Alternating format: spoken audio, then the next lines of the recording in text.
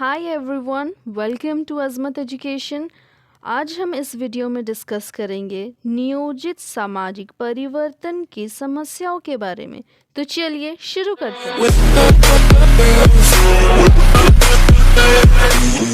नियोजित सामाजिक परिवर्तन की समस्याएं।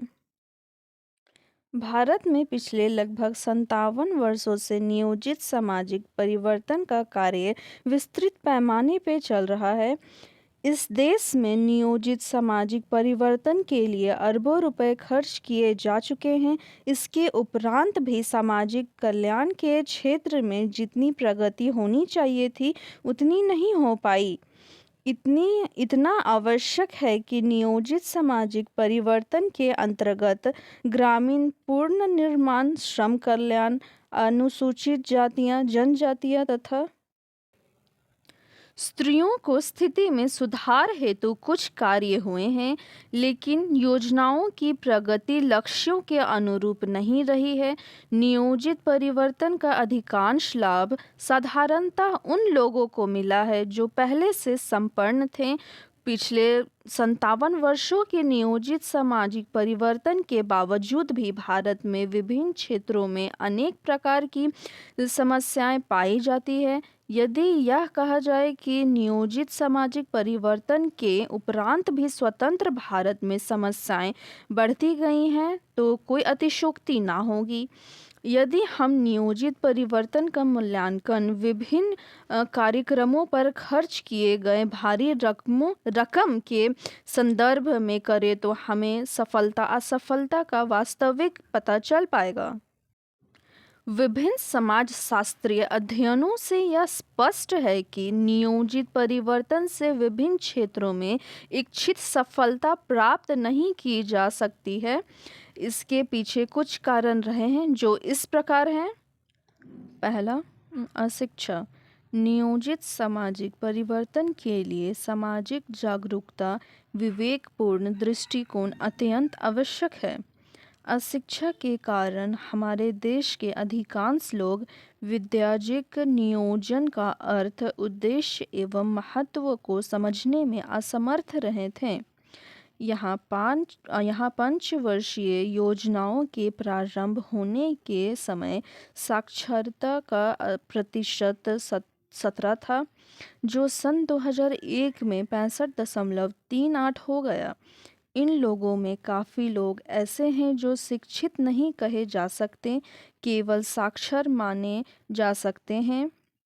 व्यापक अशिक्षा के कारण ही लोग नियोजन के कार्यक्रमों में आवश्यक सहयोग नहीं दे पाते। दूसरा, लक्ष्यों एवं साधनों में असंतुलन। यहाँ नियोजित सामाजिक परिवर्तन से संबंधित विभिन्न कार्यक्रम बनाते समय लक्ष्य को काफ़ी ऊंचे रख लिए जाते हैं, लेकिन साधनों पर पूरा ध्यान नहीं दिया जाता। कई बार सरकार ऊंचे लक्ष्यों को समाचार पत्र में छपाकर ही अपने कर्तव्यों की पूर्ति समझती है। परिणाम यह होता है कि उचित साधनों के अभाव में अनेक लक्ष्यों की प्राप्ति नहीं की जा सकती। तीसरा, योजनाओं के व्यवहारिक पक्ष पर कम ध्यान। नियोजित सामाजिक परिवर्तन के अंतर्गत विभिन्न कार्यक्रम बनाते समय व्यवहारिकता पर उतना ध्यान नहीं दिया जाता है जितना कि कौन सी योजना भारतीय परिस्थितियों के अनुरूप है और कौन सी नहीं। कुछ योजनाओं में दूरदर्शिता का अभाव भी कुशलता एवं स्वार्थपरता। नियोजित सामाजिक परिवर्तन से संबंधित विभिन्न कार्यक्रमों का संचालन अधिकारियों द्वारा किया जाता है। अनेक अधिकारी प्रशासनिक कुशलता के अभाव में अपने दायित्वों को ठीक से नहीं निभा पाते। बहुत से अधिकारी तो नौकरीशाही के पुराने तौर तरीके ही अपनाए हुए हैं और अपने में अपने में प्रजातांत्रिक मूल्यों को आत्मसात नहीं कर पाए हैं। बहुत से अधिकारी भ्रष्ट तरीके अपनाकर स्वयं की स्वार्थ सिद्धि करते हैं और कार्यक्रमों के सफल संचालन में बाधा उत्पन्न करते हैं। आपको लगता है कि ये वीडियो आपके लिए इन्फॉर्मेटिव है, तो इस वीडियो को लाइक करें, चैनल को सब्सक्राइब करें और अपने फ्रेंड्स के साथ इस वीडियो को शेयर करना ना भूलें। पांचवा पॉइंट, गुटवाद या दलबंदी। भारतीय राजनीति किसी सिद्धांत पर आधारित ना होकर गुटबंदी तथा भाई भतीजावाद पर आधारित है। राजनीतिक दल किसी भी अच्छी से अच्छी योजना की आलोचना करने से नहीं चूकते। अनेक राजनीतिक दलों की योजनाओं की सफलता में उतनी रुचि नहीं है जितनी असफलता में। इसका कारण यह है ये राजनीतिक दल सरकार का विरोध करना चाहता है और नियोजन की असफलता पर वे यह कार्य अधिक उत्तमता के साथ कर सकते हैं। विभिन्न कार्यक्रमों की सफल बनाने में राजनीतिक दलों ने सहयोगी भूमिका अदा नहीं की है। मानवीय और सांस्कृतिक कारकों की उपेक्षा। किसी भी योजना या कार्यक्रम की सफलता बहुत कुछ मात्रा में इस बात पर निर्भर करती है कि उसे बनाते समय लोगों की प्रथाओं, भावनाओं, मूल्यों और विश्वासों का ध्यान रखा जाता है अथवा नहीं। जिन योजनाओं में इन बातों की उपेक्षा की गई वे अच्छी से अच्छी होने के उपरांत भी असफल रही। ऐसे अनेक समाजशास्त्रीय अध्ययनों से ज्ञात होता है। डॉक्टर दुबे ने सामुदायिक विकास कार्यक्रम के अंतर्गत अनेक अच्छे से अच्छी योजनाओं के असफल होने के कारण सामाजिक और सांस्कृतिक कारणों को की उपेक्षा माना है। सातवां, रूढ़ियाँ एवं अंधविश्वास। भारतीय समाज एक परंपरावाद समाज का उदाहरण प्रस्तुत करता है। यहाँ अनेक प्रकार की रूढ़ियाँ और अंधविश्वास पाए जाते हैं। परिणाम स्वरूप लोग सड़ी गली कुप्रथाओं से चिपके रहना चाहते हैं और किसी परिवर्तन को शीघ्रता से स्वीकार नहीं करते। जब तक परिवर्तन को स्वीकार करने की इच्छा और आकांक्षा नहीं होती तब तक नियोजित परिवर्तन के माध्यम से विभिन्न क्षेत्रों में प्रगति नहीं की जा सकती। यही कारण है कि अनेक अधिनियमों के पारित होने के उपरांत भी दहेज प्रथा, बाल विवाह, विधवा पूर्ण विवाह पर प्रतिबंध तथा अस्पृश्यता जैसी अनेक सामाजिक कुरीतियों से छुटकारा प्राप्त नहीं किया जा सका। पॉइंट, राष्ट्रीय चरित्र का अभाव। किसी भी योजना की सफलता के लिए लोगों में राष्ट्रीय चरित्र का होना अत्यंत आवश्यक है।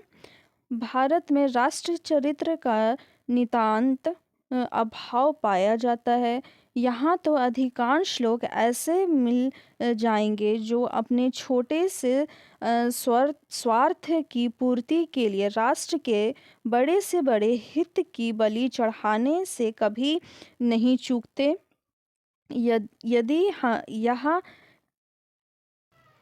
यदि यह कहा जाए कि इस देश में नियोजित परिवर्तन के उद्देश्य से प्रारंभ किए गए विभिन्न कार्यक्रमों की असफलता का एक प्रमुख कारण राष्ट्रीय चरित्र का अभाव है तो कोई अतिशयोक्ति नहीं होगी। पॉइंट, नियोजित परिवर्तन की एक महत्वपूर्ण सीमा या बाधा विश्वसनीय आंकड़ों का अभाव है।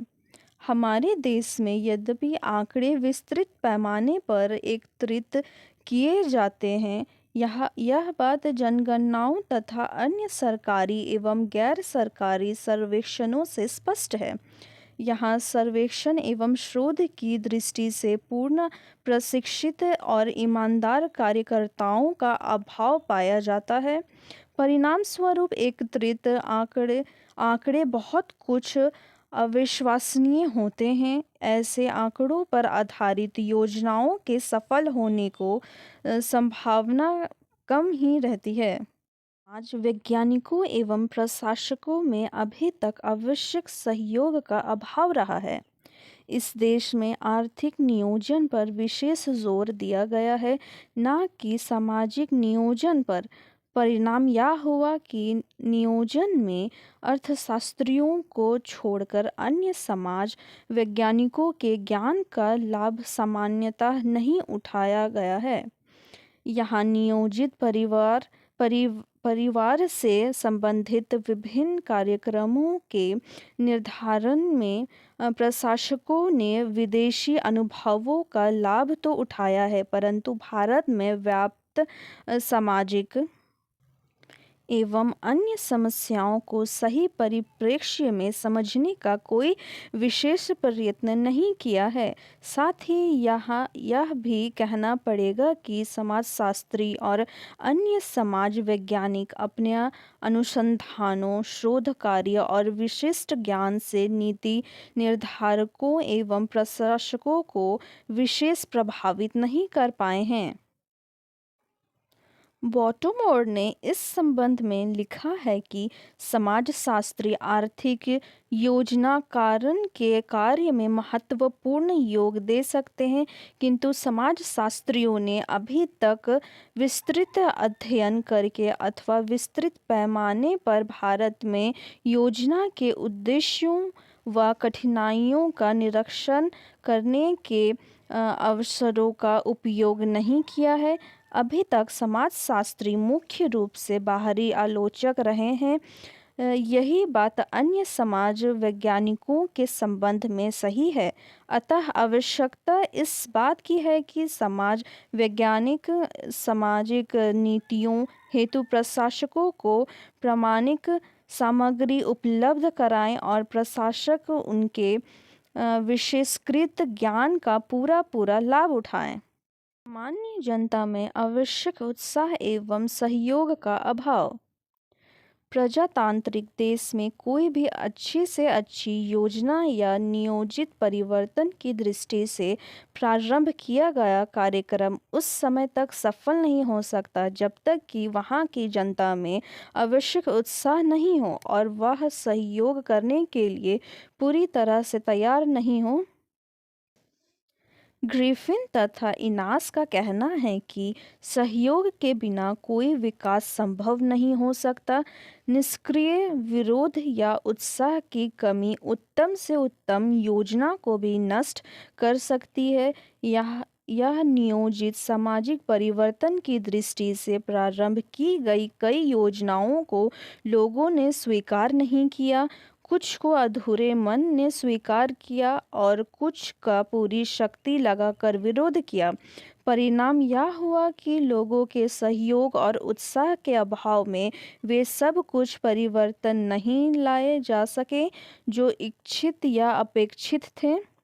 जनता में आवश्यक सहयोग और उत्साह की कमी के पीछे भी अनेक कारण हैं, जिनमें अनेक प्रशासकों की अदूरदर्शिता और सार्वजनिक जीवन में भ्रष्टाचार प्रमुख हैं। लोग विभिन्न योजनाओं तथा कार्यक्रमों में अपनी योजनाएं व कार्यक्रम नहीं समझ पाए, वे उन्हें केवल सरकारी मानते हैं।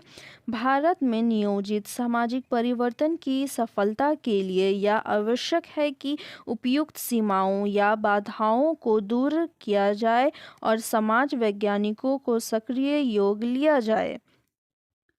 हमें कमेंट करके ज़रूर बताएं कि आपको नेक्स्ट वीडियो किस टॉपिक के ऊपर चाहिए। Okay, thanks for watching.